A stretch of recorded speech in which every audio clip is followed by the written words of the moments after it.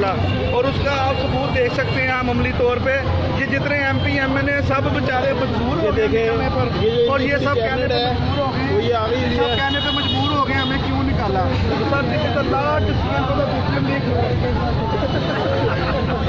क्यों निकाला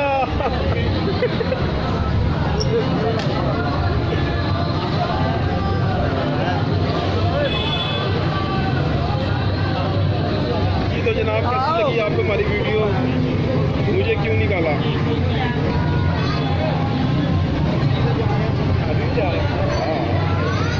उमर भाई देख लें, आपके कायदे हम कह रहे हैं मुझे क्यों निकाला।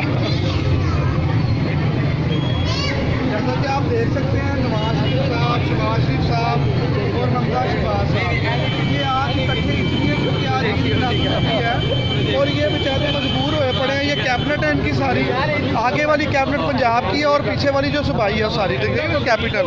तो अभी आप देख सकते हैं कि बेचारे मजबूर हो गए हैं और ये PIA का क्या हाल किया आप देख सकते हैं। और ये सिर्फ रोड्स ही रोड्स हैं और